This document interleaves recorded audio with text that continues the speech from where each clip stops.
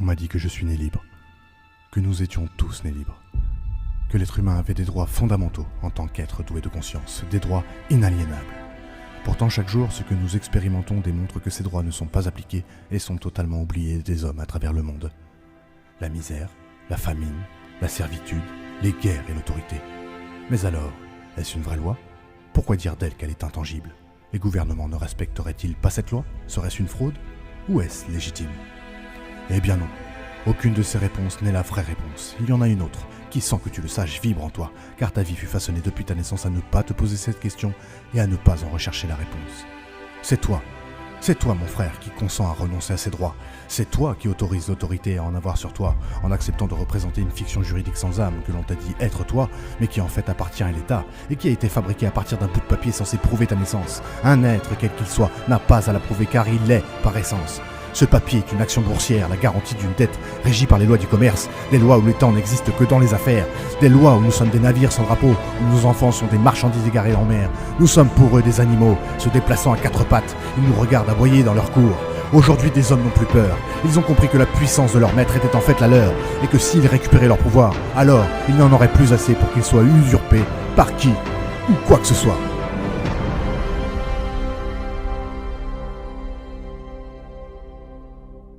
Bonjour à vous tous qui nous rejoignez sur Immedia, hym.media pour nous suivre à travers de nombreuses chroniques, émissions. Et aujourd'hui, il s'agit d'une séance prenante pour vous parler d'un documentaire, un film documentaire qui s'intitule « Homme de paille, la nature de la cage ». Alors ce film est anglo-saxon, anglais plus spécifiquement, et il met en exergue l'illusion que nous croyons être à travers notre statut social, ça c'est une chose, mais plus que ça encore, notre nom de naissance, notre prénom de naissance, qui sont la mise en avant de notre identité d'esclave à travers le monsieur. Bref, l'entité civile qui nous caractérise serait en fait la plaque d'immatriculation qui caractérise l'esclave que nous sommes aux yeux de la société. Et c'est bien ce qui est traduit à travers ce film, ce documentaire. Alors, ce qui pourrait être dommage dans ce documentaire, c'est que toute la construction de ce film est basée sur les lois qui régissent le Royaume-Uni, donc anglaise, avec un petit peu les lois américaines, mais très très brefement, en tout cas entreaperçu. Rien concernant les lois françaises, mais il y aurait énormément de ponts à faire entre justement toute la législation française et la législation anglaise, et de voir les nombreux points communs qu'il peut y avoir, et tous les... Enfin, vous avez entendu certainement cette phrase qui dit que nul n'est censé ignorer la loi. Et bien entendu, tout cela est totalement impossible. Mais pour la société, il faut savoir que la société est une entité fictive. C'est un ensemble, entre guillemets, de personnes. De même, à travers votre nom et votre prénom, quand on dit monsieur ou madame un tel et un tel, il s'agit de l'entité administrative, entre guillemets. Il ne s'agit pas, j'allais dire, de ce que vous êtes en essence. Cela est purement administratif. Votre civilité ne repose, avec votre monsieur, madame, un tel et un tel, que sur l'illusion d'une entité, au même titre qu'une société n'existe pas en tant que telle. C'est une construction, entre guillemets, juridique, administrative, et il en est de même dès le moment où, lors de votre naissance, vos parents ont été à la mairie pour déclarer votre naissance. Et le fait de poser ou d'apposer sur un papier le nom et le prénom de l'enfant, eh bien, fait en sorte que vous êtes, entre guillemets, comme une entreprise. Ce morceau de papier d'état civil vous caractérise en tant qu'entité administrative. Mais vous n'existez pas, entre guillemets, en tant que personne, et encore quand je dis personne, une personne c'est personne, vous n'existez pas en tant qu'être. Votre civilité, vous pouvez très bien exister en tant qu'être civil, d'un point de vue juridique, mais c'est comme une entreprise. Vous n'existez pas en tant qu'individu, en tant que personnalité physique. Donc, un statut moral, si on peut dire, qui vous incorpore, entre guillemets, dans l'état de droit.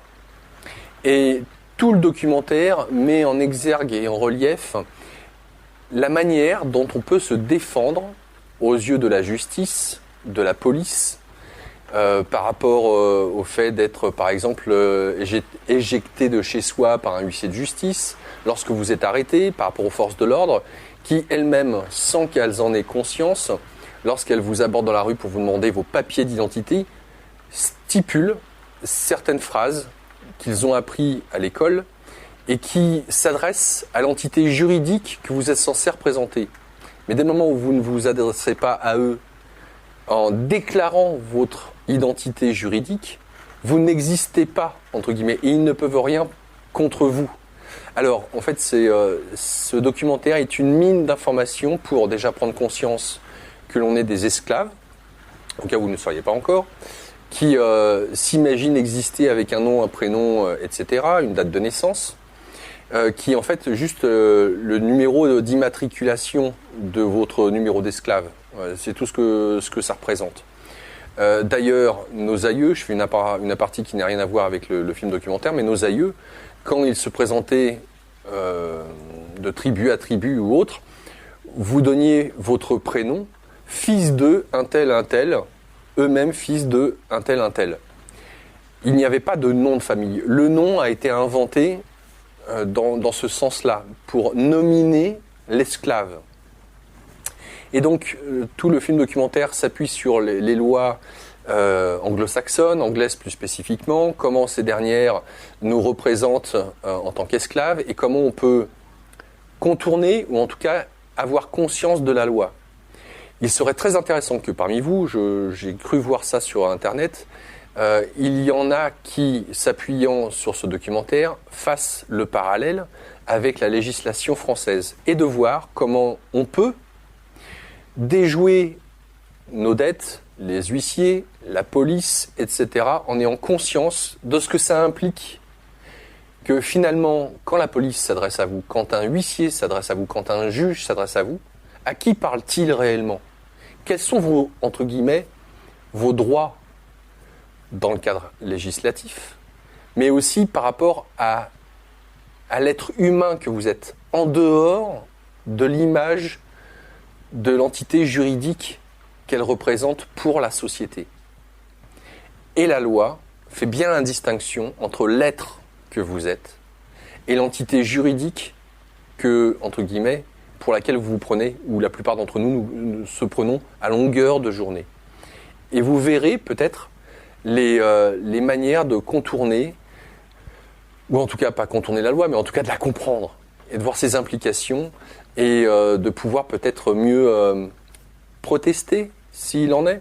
Voilà, donc un film à voir, il dure 2 heures, il est assez long, il peut être assez lourd, dans le sens où, encore une fois, c'est en rapport avec la législation anglaise, mais très important parce qu'il y a des principes fondamentaux qui se retrouvent par rapport à la situation en France, et de surcroît par rapport à tous ceux qui regarderont ce film documentaire disponible gratuitement. Il est en dessous sur la page d'Immédiat, dans l'article qui lui est consacré.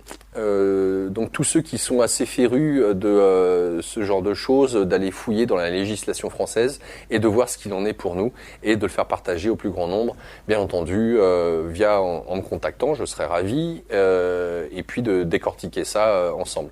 Voilà, en vous souhaitant un bon visionnage, à bientôt.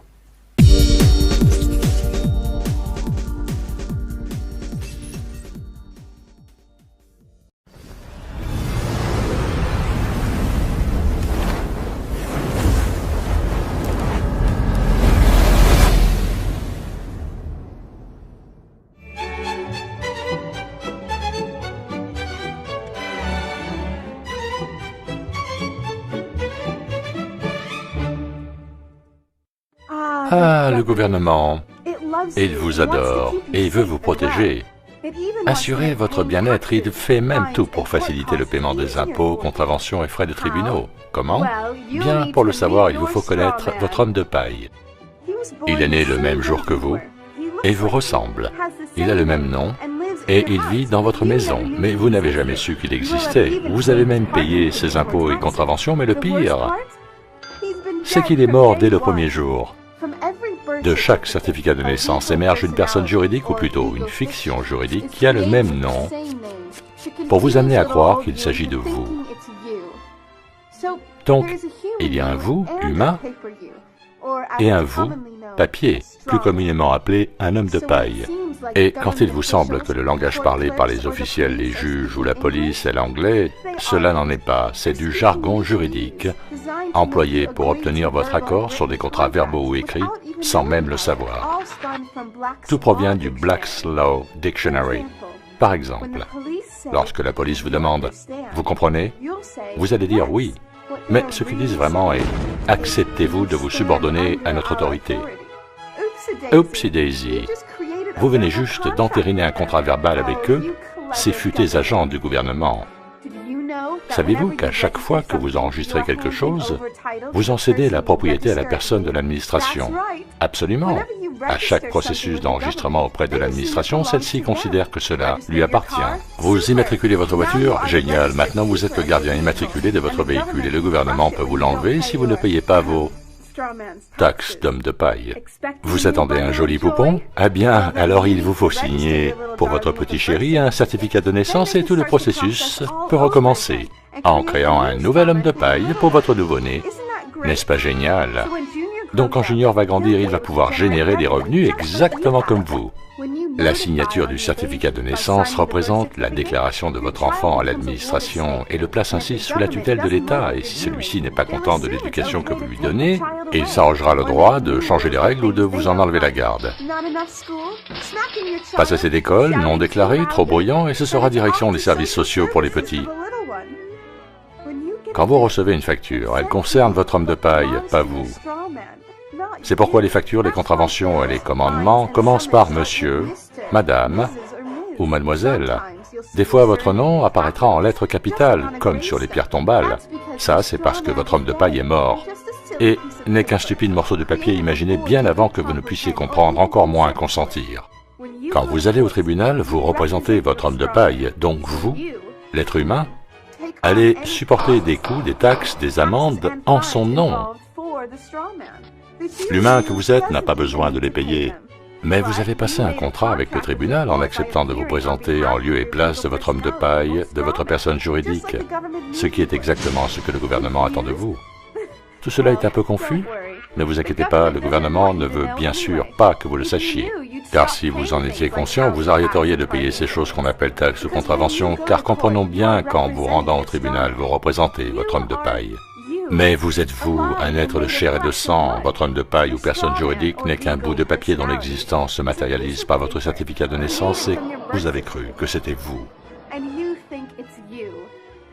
Grand étourdi. Si vous voulez en savoir plus, allez sur tpuc.org. Bougez-vous, informez-vous et soyez vrai.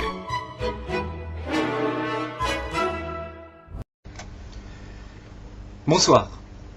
Alors, suite à mon intervention sur Radio Ici et Maintenant, je vais tenter de vous apporter quelques précisions, tout simplement parce que j'ai l'impression que je ne me suis pas assez bien exprimé, vu que il est très difficile de dire les choses comme ça, au téléphone, via une radio, alors que derrière il y a beaucoup de monde qui écoute. Donc le téléphone et la radio servent d'écran, mais quelque chose d'énorme se trouve derrière, vu que beaucoup de gens écoutent. Donc paradoxalement, c'est quelque chose d'énorme, donc il n'est pas évident de s'exprimer. Alors, pour ceux qui n'ont pas compris, je vais tenter de vous éclairer davantage, mais il n'y a pas de miracle, il n'y a pas de recette miracle. J'ai dû enquêter, j'ai dû beaucoup lire pour trouver ces notions-là. On ne les trouve jamais de façon complète, donc je reprends la phrase favorite de Pierre Jovanovic qui dit que vous prenez les pièces du puzzle, vous prenez chaque petit wagon, vous les raccrochez les uns aux autres, et c'est ensuite que vous avez une bonne vue d'ensemble. Bon, pour ma part, j'ai enquêté et il y a de quoi devenir fou. Il y a de quoi devenir complètement fou, donc il faut vraiment savoir prendre des distances par rapport à ce savoir-là. Il faut canaliser ce savoir-là et être doué d'un mental très fort, parce que beaucoup de gens ne comprennent pas, si ce n'est en fait la majorité.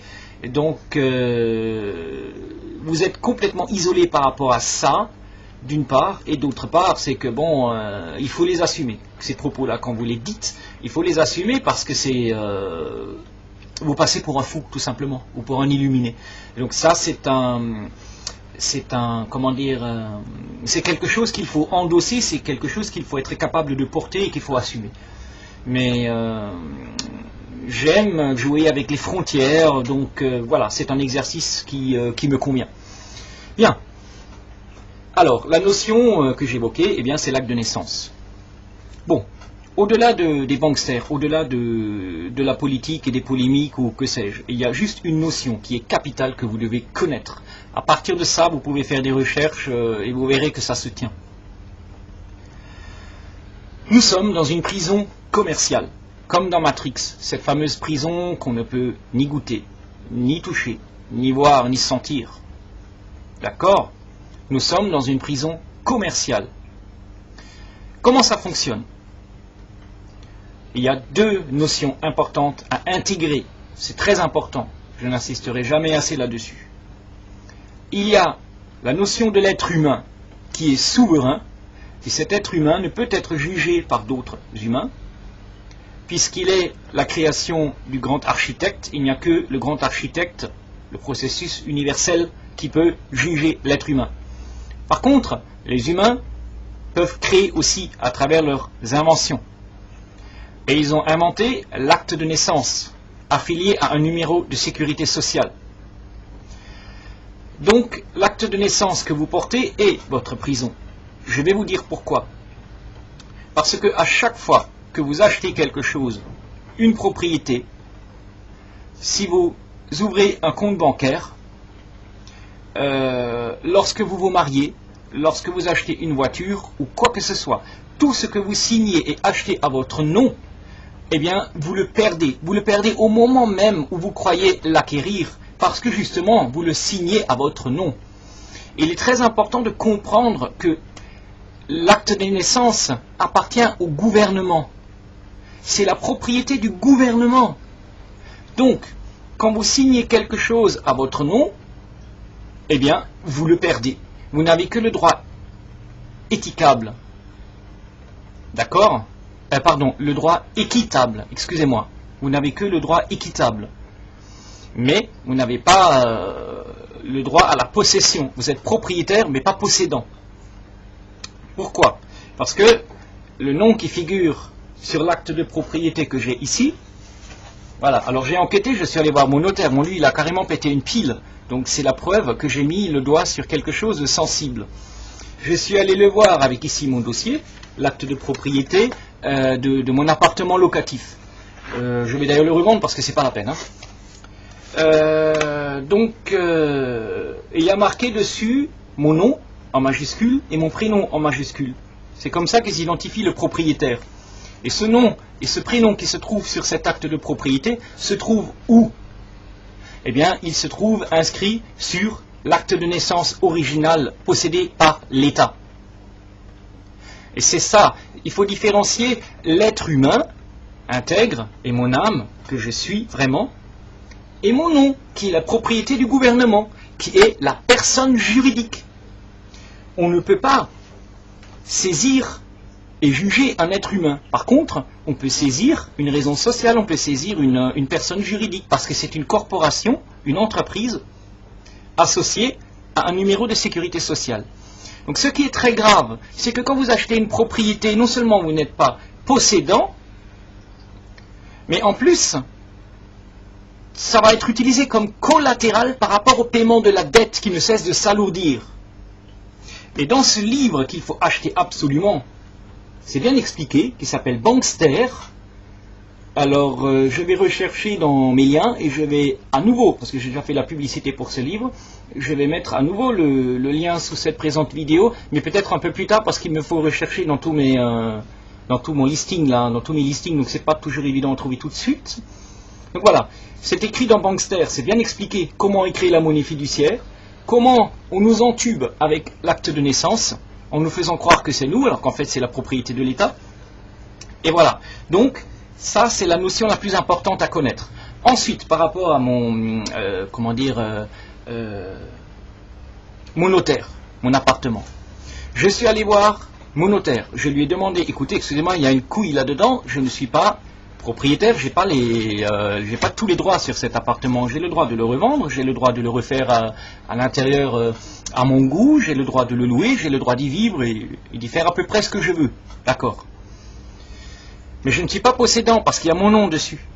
Et moi, ce qui me pose problème, c'est que le gouvernement est propriétaire de mon acte de naissance. Je ne sais pas si vous essayez de comprendre ça. Je ne peux pas vous en dire plus. Différencier l'être humain de la raison sociale. Différencier l'être humain de la personne juridique. L'être humain a les droits innés. Quand les politiques, moi ça me fait bondir quand les politiques me disent, ou nous disent, vous avez des droits mais vous avez aussi des devoirs. Non, nos droits ne nous viennent pas des hommes corrompus. Ils ne nous viennent pas des gouvernements corrompus. Les droits nous viennent de façon innée de l'univers, de la création, du grand architecte. D'accord? Et donc les devoirs qu'ils aillent se faire foutre. Eh bien les devoirs nous en avons par rapport au contrat que nous signons. Quand nous signons, c'est interprété comme un contrat avec les banksters et l'État. Et donc, quand vous signez quelque chose à votre nom, vous le perdez, vous le transférez à la couronne, puisque l'État, la couronne, est propriétaire de votre acte de naissance. Alors, essayez d'obtenir votre acte de naissance. Alors, on vous dira, vous pouvez avoir autant de copies que vous voulez, mais vous ne pouvez pas acquérir l'original, et donc vous ne pouvez pas le sécuriser. Demandez-vous pourquoi. Ceci sert à vous maintenir en esclavage. Tout ce que vous croyez avoir est adossé à ce nom et donc est sous contrôle du gouvernement et appartient vraiment au gouvernement.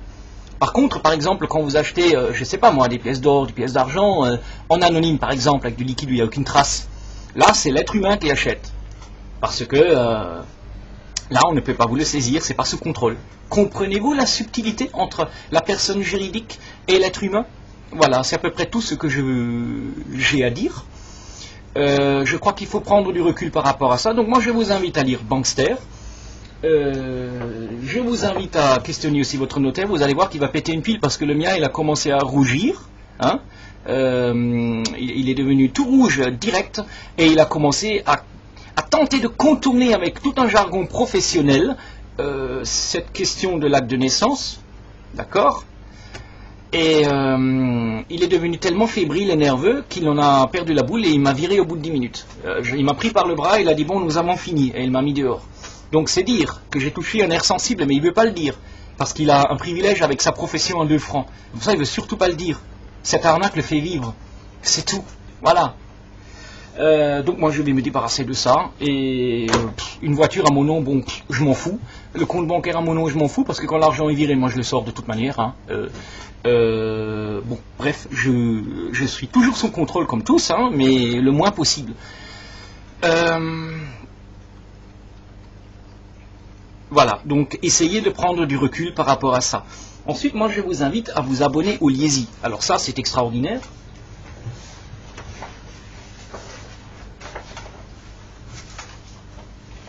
Voilà. Lettre d'information économique, stratégique, internationale. Alors, je vous donnerai le lien, mais sinon vous allez dans Google, vous cliquez Liesi, vous trouverez des ouvrages absolument extraordinaires que j'ai achetés, qui datent des années 2000 déjà, j'en ai acheté des années 2000 et des plus récents. Eh bien, ce qui est incroyable, c'est que ce qui a été dit par Liesi dans les années 2000 est en train de se dérouler sous nos yeux. Donc c'est tout de même extraordinaire, preuve qu'on peut leur faire confiance. Alors je vais vous lire une partie du numéro 218, moi je suis abonné, hein, donc voilà. Alors, dans le numéro 216, Liesi a solennellement donné son dernier avis d'achat agressif sur des pièces d'or et d'argent métal. Nous espérons que les lecteurs les plus timides seront enfin passés à l'acte. Depuis cette recommandation, les cours ont commencé à exploser. Ce n'est qu'un début. Cela s'achèvera par la mort des monnaies fiduciaires et de tout ce qui est fondé sur celles-ci. Revenus, patrimoine, retraite, etc. Donc attention là, tenez-vous bien. Le 20 avril 1992, un très proche de la famille Rothschild confiait au rédacteur en chef de Liesi: ils vont transformer le monde en un vaste système communiste à partir d'une crise qui sera pire que 29. Ceux qui ne posséderont pas de métal précieux perdront leur liberté. Alors là, ouvrez grand vos oreilles. La devise est « rien au soleil ». Ça veut dire quoi? Rien à votre nom. C'est-à-dire qu'il faudra éviter d'être propriétaire à cette époque où le communisme viendra en force. Mais écoutez, c'est logique, tout le monde sait que ces dettes, on ne pourra pas les rembourser. Et dans un Liesi précédent, il a été clairement expliqué que tout le levier juridique, ils l'ont déjà préparé. Les Rothschild ont créé la Banque mondiale de l'environnement, ou la Banque mondiale pour l'environnement. Et lorsque tous les États-nations auront fait faillite, lorsqu'ils seront en cessation de paiement, ils vont utiliser le prétexte de la dette qu'ils ont créé pour s'emparer de tous nos biens et de tout ce qui est adossé à notre nom. Il faut bien distinguer le propriétaire du possédant. Ce que vous avez en anonyme, vous le possédez. Vous avez le pouvoir dessus, le contrôle absolu. Eux, non. Par contre, ce que vous avez à votre nom, ben, vous en êtes propriétaire et c'est tout. Mais ce n'est pas à vous. C'est ça qu'il faut comprendre. Si vous êtes propriétaire d'une maison, d'une voiture ou d'un compte bancaire, ce n'est pas à vous, puisqu'il est à votre nom. Et donc, de facto, il appartient au gouvernement. Alors voilà, moi je ne peux pas en dire plus. C'est difficile, ce sont des notions qui sont difficiles à capter parce qu'on a été tellement conditionnés. Alors, à force de créer de la monnaie fiduciaire, on a donné à ces banques privées le privilège de créer la monnaie, à la place des États-nations. On a perdu notre souveraineté. Et n'oublions jamais la notion la plus importante chez l'homme, la faiblesse la plus importante, c'est la corruption. Et ces banksters de merde ont réussi à acheter la terre entière en faisant des billets Monopoly à partir de rien, sans aucune contrepartie, c'est grave. Ils sont en train d'acheter nos pays. Ils sont en train d'acheter notre gouvernement. Ils ont déjà acheté notre gouvernement. D'accord? Et donc, ils ont acheté votre acte de naissance et tout ce que vous croyez avoir, tout ce dont vous êtes propriétaire. Ils ont acheté les médias. Donc à chaque fois que Monsieur X de la gauche se présente et Monsieur Y de la droite se présente et M de extrême machin ou A du centre, voilà, quand tous ces gens se présentent, ils ne peuvent se présenter devant les médias officiels, à la télévision ou sous la presse officielle qu'à partir du moment où ils auront fait allégeance à ce système de malfrats. Puisque ils ne vont jamais vous laisser dire la vérité. Vous ne pouvez pas, si vous voulez vraiment œuvrer pour le peuple, vous ne pourrez même pas, tout est verrouillé, comme le dit si bien Pierre Hillard, vous ne pourrez même pas passer à la télé. Ou alors on vous démolit, mais alors gravement, quoi. Y compris pour la presse écrite. Donc en fait, quand vous votez pour la droite ou la gauche, in fine, il n'y a pas d'opposition, ce n'est qu'un semblant derrière, le rideau ça pue. Ils dînent ensemble, ça c'est sûr. Et ils convergent tous vers un gouvernement mondial qui va nous baiser, et sévèrement. Donc, en fait, que vous alliez voter pour la gauche, ou la droite, ou le centre, il n'y a que le lubrifiant qui change. Mais croyez-moi, ce qu'ils appellent la démocratie, excusez-moi, mais c'est truqué. Ils jouent un jeu truqué, ils mènent un jeu truqué, et si vous allez voter, autant tendre votre cul à Sodome. Alors après, lubrifiant gauche ou lubrifiant droite, c'est la même chose, mais dans le derrière, ça fait mal. Voilà. Donc voilà, moi je vous invite à faire vos recherches, abonnez-vous à Liesi et vous allez comprendre beaucoup de choses. Surtout lisez Bankster, surtout lisez ça. Voilà. Merci. Au revoir. 2009 peut être l'année de naissance d'un nouveau capitalisme, d'un nouvel ordre mondial. Et j'en appelle à tous les gouvernements. Aucun d'entre nous n'en sortira en faisant sa propre politique dans son coin, isolé de ce que font les autres. On ira ensemble vers ce nouvel ordre mondial. Et personne, je dis bien personne, ne pourra s'y opposer. Car à travers le monde, les forces au service du changement sont considérablement plus fortes que les conservatismes et les immobilismes.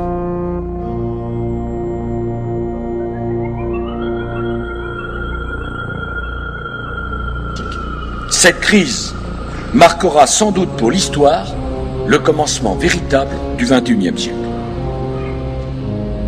Le moment où tout le monde aura compris qu'il était temps de changer, temps de donner un nouveau visage à la mondialisation, temps de construire un nouvel ordre mondial, politique, économique, social, assis sur de nouveaux principes et de nouvelles règles. Le sommet mondial pour refonder le capitalisme, c'est l'Europe qui l'a proposé. Le nouvel ordre mondial, c'est autour des propositions de l'Europe qu'il se construira. Plus que jamais, l'Europe prend conscience qu'elle a besoin d'un véritable gouvernement économique, dont elle vient d'expérimenter ce qu'il pourrait être et l'utilité qu'il pourrait avoir. Ce gouvernement économique, c'est tout naturellement l'Eurogroupe qui doit en être le cadre. On arrive ce qui sera la meilleure antidote à la dangereuse tentation du protectionnisme, de l'anticapitalisme, du dirigisme bureaucratique que les désordres actuels vont immanquablement nourrir. Et le doute grandira si les Français ont le sentiment qu'on leur cache quelque chose. C'est la première fois que je m'exprime au nom de la France à cette tribune. Il s'agit pour moi d'un instant solennel, d'un instant émouvant. C'est un véritable New Deal à l'échelle planétaire qui est nécessaire. Un New Deal écologique et économique. Au nom de la France, j'appelle tous les États à se réunir pour fonder le nouvel ordre mondial du XXIe siècle sur cette idée forte que les biens communs de l'humanité doivent être placés sous la responsabilité de l'humanité tout entière.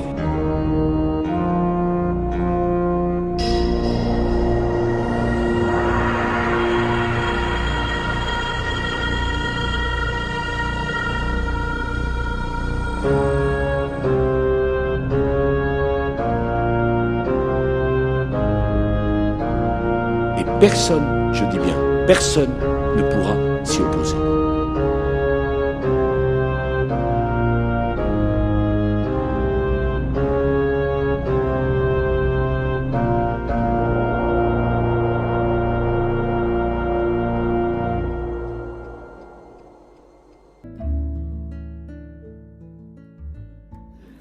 Bonjour. Bonjour, bonjour. Oui, ça fait 7 ans. Oui, déjà 7 ans que je suis sortie de prison et que j'ai bientôt, ça fera 7 ans le 31 juillet, que j'ai vécu, si vous voulez, la mort citoyenne. Alors, je vais partager avec vous ces moments et je vais... comment j'ai vécu cela, les questions que je me suis posées, pourquoi j'ai pris cette décision-là et où j'en suis aujourd'hui face à notre esclavage humain, qui est pas nouveau, qui dure depuis des millénaires, qui était, on vendait les esclaves, hein, on vendait les esclaves, ça, même très tôt, on faisait des razzias en Afrique du Nord. On amenait les esclaves, ensuite en Afrique, on amenait des Noirs en Amérique. L'esclavage, ça a toujours été, je crois, en tous les cas. C'est là, c'est un fait. Dominer et exploiter les uns les autres. On se domine, puis on s'exploite. Qui va dominer, puis qui va être dominant, qui va être dominé et qui va exploiter l'autre. Alors, c'est pas nouveau. Nous vivons encore comme cela aujourd'hui. Quelle différence y a-t-il aujourd'hui? C'est que les esclaves n'ont plus de chaînes. Alors, comme ils n'ont plus de chaîne, ça fait plus ding-ding quand on marche et on se croit libre, alors que nous sommes tout à fait esclaves et plus que jamais. Alors d'abord, je vais passer en revue les moments. La libération donc a eu lieu Et libération, j'aime bien parce que vous allez voir qu'il y a deux sortes de libération.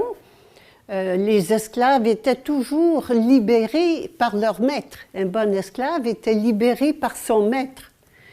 Mais tant que c'est mon maître qui me libère, je suis un esclave. Alors que le processus que j'ai fait, c'est un processus d'auto-libération. Et c'est la seule façon de sortir de l'esclavage parce que c'est moi qui m'y mets. Alors donc, j'étais esclavage, mais c'était vraiment intéressant. J'étais esclave physiquement du système, de mon maître qui prétend être mon maître qui s'appelle l'État, avec des chaînes. Alors j'avais les menottes aux mains, les chaînes aux pieds. J'étais vraiment l'esclave comme on a connu autrefois, et qui a eu la bonté de me libérer sans condition, le 28 mai, il y a 7 ans, donc 2008. Et en attendant de faire le procès dont la date a été fixée au mois de janvier 2009. Alors, je vous fais voir ça parce qu'il y a un grand espace de temps. Il y a eu beaucoup de temps qui m'a donné le temps de faire plein de choses. Alors, je ne sais pas pourquoi, je m'attendais à ce que ce soit reporté. Vous voyez, on était fin mai, je m'attendais à ce que le procès soit reporté début septembre, par là, début de l'automne, et quel ne fut pas mon étonnement de voir que ce n'était pas avant le 20 janvier. Donc, ça a été mon premier étonnement. La deuxième chose, qui était aussi inusitée, c'était que la libération était sans condition.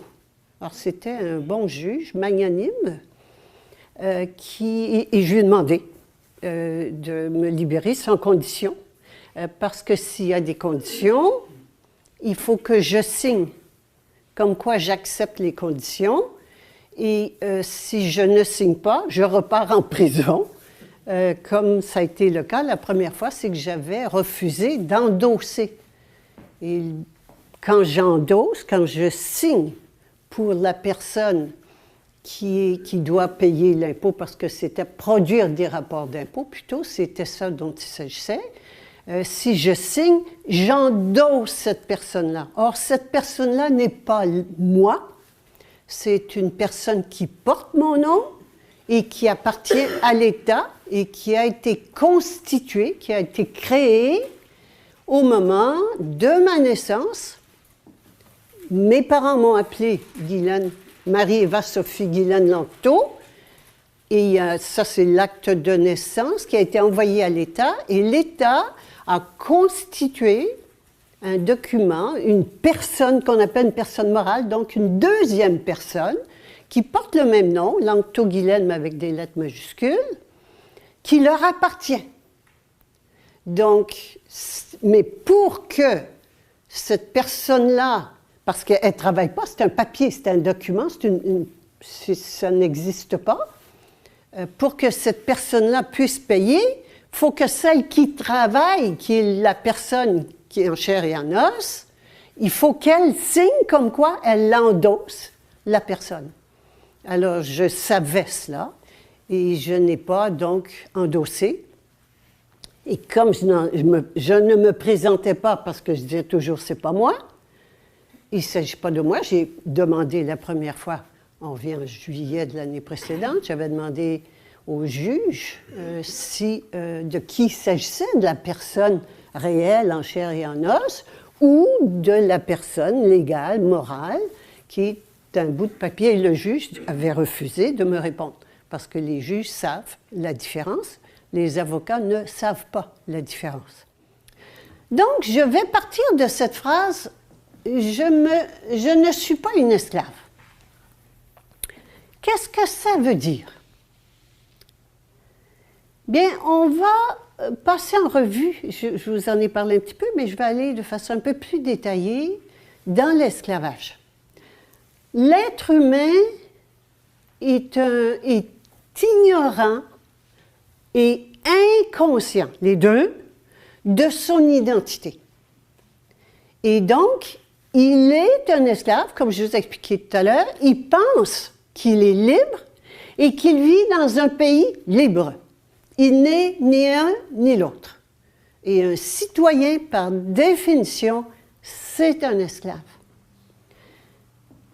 Qu'est-ce que c'est qu'un esclave? Un esclave, c'est quelqu'un qui appartient à un maître, à un propriétaire.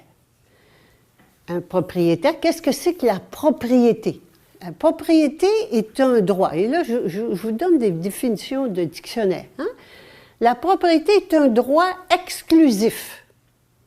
Exclusif d'utiliser, de contrôler, de gérer et de se débarrasser de sa propriété. Eh bien, voilà comment on fait, comment le maître fait avec son esclave. Et donc, on respecte qu'on se fait maltraiter. Bien non, c'est cela.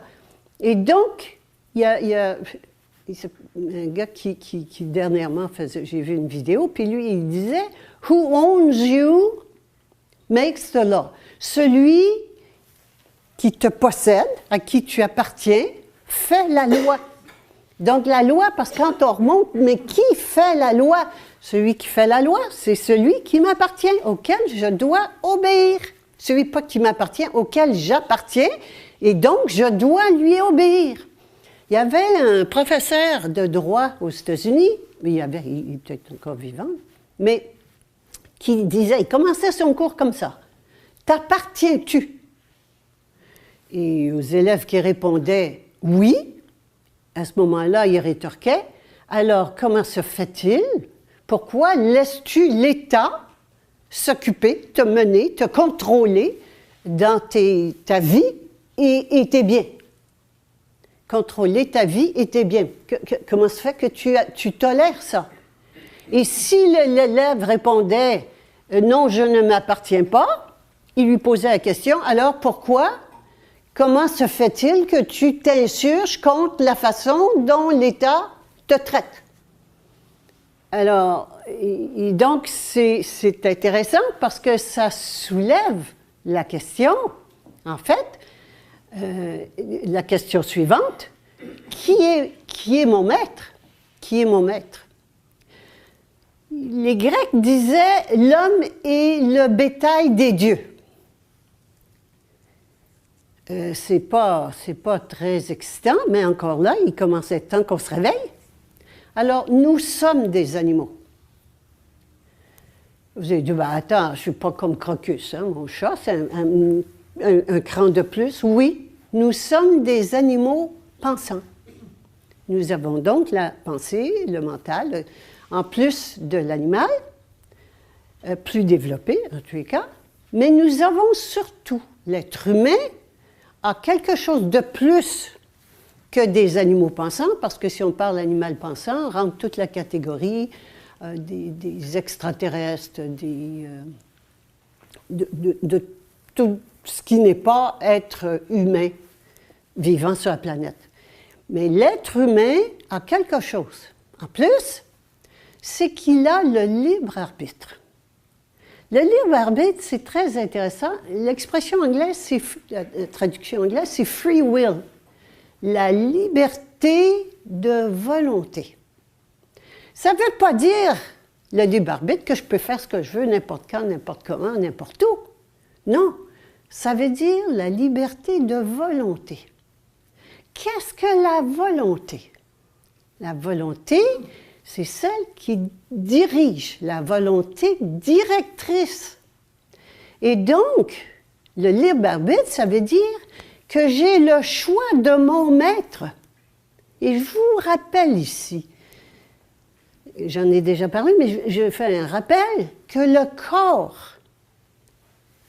corps est parfaitement obéissant. Nous sommes des êtres, pas des êtres, nous sommes nos corps sont parfaitement obéissants. La cellule pure est obéissance pure. La seule chose qu'elle a besoin de savoir, c'est à qui elle obéit. Le vrai choix, c'est que je peux donner Je peux obéir, parce que je suis obéissance. Je peux obéir à un maître extérieur ou je peux obéir à un maître intérieur. Voilà le sens de ce que c'est que le libre arbitre. Il faut donc, vous là, mettez-vous dans la peau des dirigeants, soit religieux, soit étatiques, et ils se tiennent bien les coudes l'un avec l'autre.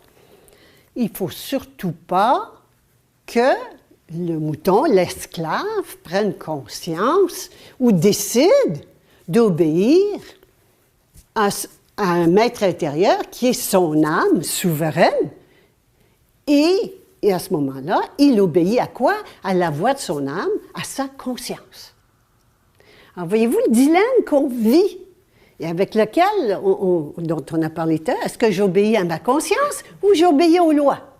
Mais la question, en fait, c'est est-ce que j'obéis à l'extérieur ou j'obéis à l'intérieur?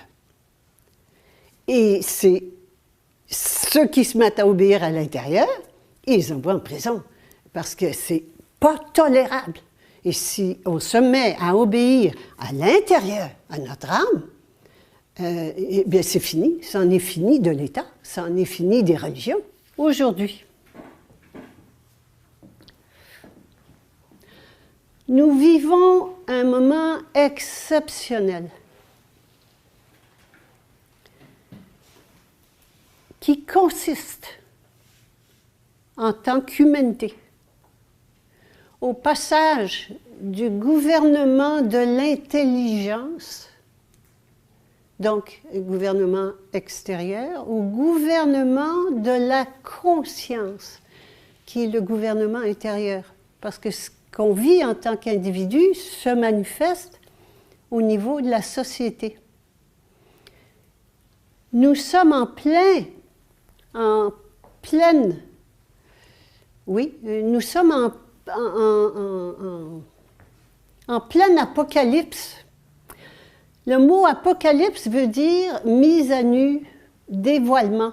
C'est comme si vous avez une statue, hein, une œuvre d'art qui vient d'être faite, qui est vraie, mais elle est recouverte d'un voile parce que il ne faut pas qu'on la voie parce qu'elle n'est pas encore dévoilée. Hein. On fait le dévoilement. Le dévoilement va avoir lieu telle date.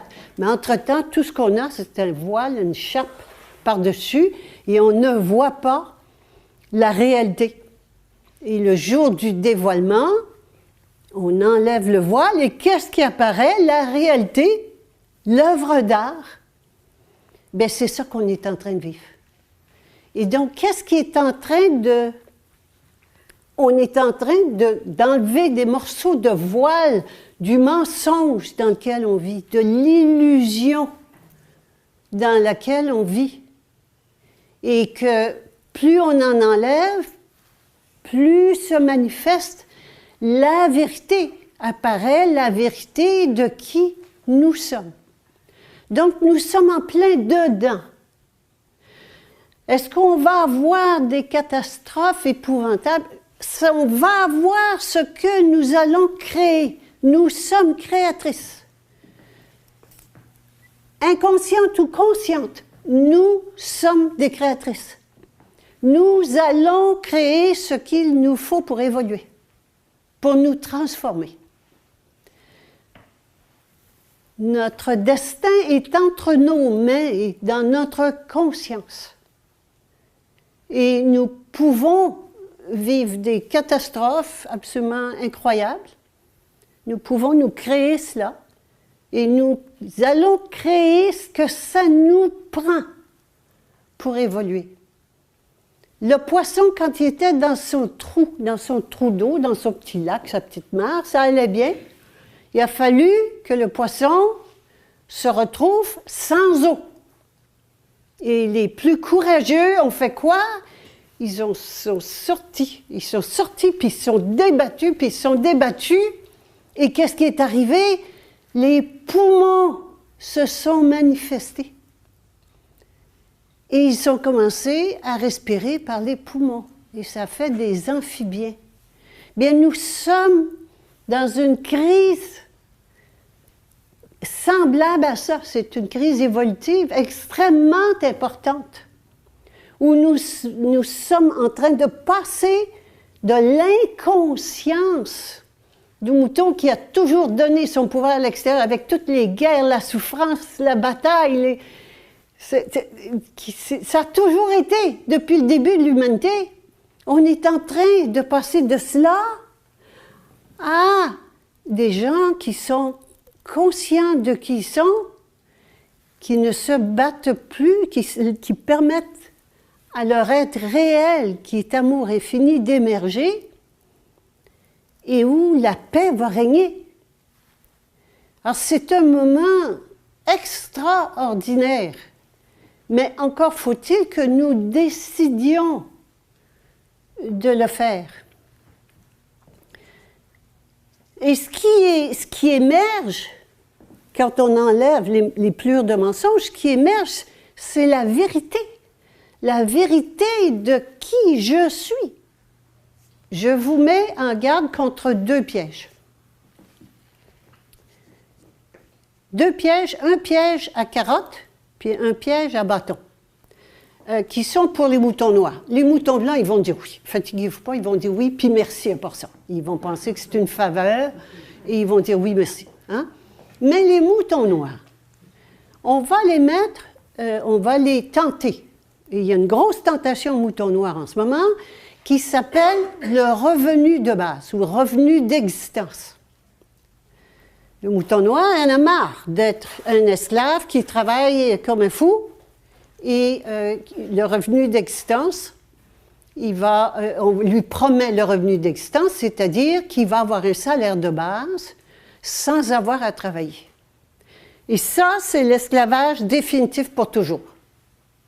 Alors, je vous le dis, et c'est très à la mode dans tout le milieu ésotérique, bio, environnementaux, en tout cas, tout ce qui est environnement, New Age, tout ça, c'est très populaire. Et c'est vraiment l'esclavage définitif. Qui va vous donner l'argent? L'extérieur. Donc, vous êtes cuite pour toujours. Le deuxième piège, c'est le piège où on vous donne le choix, qui est moins gentil. Là, on tombe dans un piège bâton. Le premier, c'était un piège carotte. Le deuxième, c'est un piège bâton. On vous donne le choix, ou la vaccination, ou l'incarcération. Et le mouton noir veut dire, il ne veut pas de la vaccination, il ne veut pas de l'incarcération, mais qu'est-ce qu'il va faire? Ah ben, s'il faut, je vais aller l'incarcération. Ah, je viens d'avoir son consentement. Alors, vous avez affaire à du monde bien plus intelligent que vous. Hein? Et c'est ça le règne de l'intelligence dans lequel nous vivons. N'essayez pas de jouer au malin. Alors, qu'est-ce que c'est la réponse? La réponse souveraine d'un être souverain, c'est non, merci. Je reste poli et je dis non, je ne consens à aucun. Je ne donne pas mon consentement, c'est important. Non, merci. Juste cette petite phrase-là. Souvenez-vous de cela. Souvenez-vous de cela, parce que quand ça va chauffer, ou bien tu as la puce, ou bien tu n'as plus accès à aucun des services de l'État, hein, aucun, ben les gens, ils vont même pas, les moutons blancs, ne vont même pas se poser la question. Hein? Moutons noirs vont sentir qu'ils se font avoir quelque part, mais il ne faut surtout pas dire « OK, d'abord, je vais choisir celui-là ». Non. Quel qu'il soit. C'est non. Et ça, c'est typique des autorités qui vous donnent un choix entre un coup de pied au derrière ou une gifle en plein visage. Ni l'un, ni l'autre, merci. La façon dont ils vont présenter ça, souvent, c'est ou bien on hausse les impôts ou on réduit les services. Non, aucun des deux, merci. Hein? Puis ils finissent toujours par faire les deux de toute façon. Alors, ça n'est pas anodin. On vit une époque cruciale, où il faut être centré, savoir qui je suis et être centré, plus que jamais. Plus que jamais. Qu'est-ce qui va arriver? il va se faire un tri automatique. Parce que c'est une transformation de conscience. Hein? Prenez conscience qu'on passe de ces vibrations-là, et tout est vibratoire, ces vibrations-là, à des vibrations beaucoup plus élevées, et c'est un transfert de pouvoir énorme. Et donc, il va y avoir un tri. Il y a des gens qui vont préférer rester moutons, et puis d'autres qui vont dire, moi je plonge, parce que c'est vraiment plonger, hein? Puis je ne sais pas ce qu'il y a en dessous, je plonge dans le vide, puis le vide est difficile, ça fait peur le vide. Et je vais plonger. Alors ceux qui vont, il va se faire un tri automatique, ceux qui vont vouloir rester moutons, ils vont rester moutons, puis ils vont disparaître. Et ceux qui vont plonger, il va arriver quoi? Il va arriver qu'ils vont prendre conscience, le voile va se défaire. Le voile va s'enlever. Ils vont voir que c'était une blague, que c'était une illusion, que c'était un monde qui était faux, c'était pas vrai, et qu'on n'a pas besoin de souffrir ni de rien. La joie, la paix, l'amour vont se manifester. Ils vont partir à rire. Et cette belle phrase, et un rire divin prendra les hommes par surprise. La pièce de théâtre sera finie, ainsi que la souffrance de l'humanité.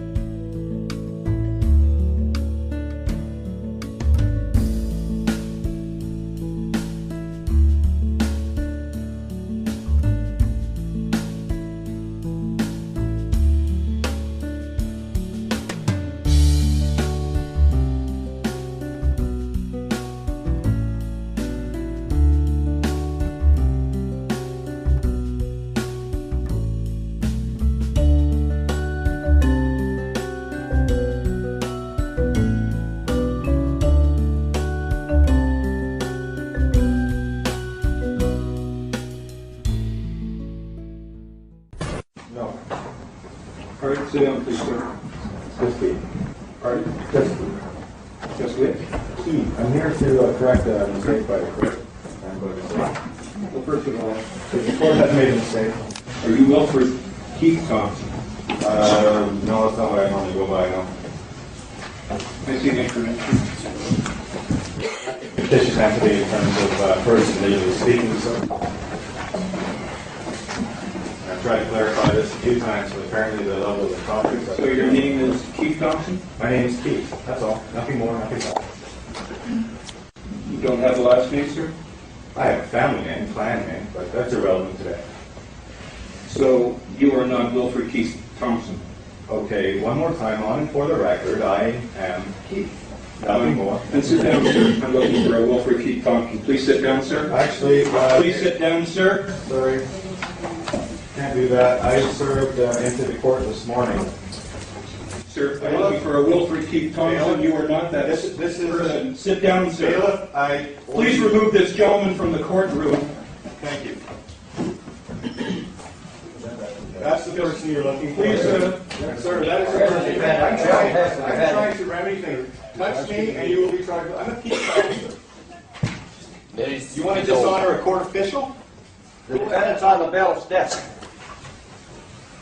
Sir, are you here on behalf of Mr. Thompson? I said I was the administrator to that account. Are you here as agent for Could you him? guys please back up? Thanks. Are you here as agent for him? Not as agent, as administrator, much like you are administrator of this court. Sir, you're either him or you're here as his agent to speak on his behalf. Are you either of those? Yeah, it's awful. Pardon? Yeah, he's in common law jurisdiction, which I established as soon as I came in here this morning and reestablished again. The bailiff understood me.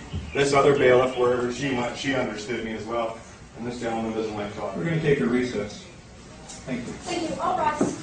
How long? How long, sir? I don't have all day. Thank you. I have things to do. We'll take the court. Yeah, actually, This court will recess. please note that the judge has abandoned the court. It's abandoned ship, and I, as the sovereign in this room, claim authority, case dismissed, with cause and prejudice. Have a nice day.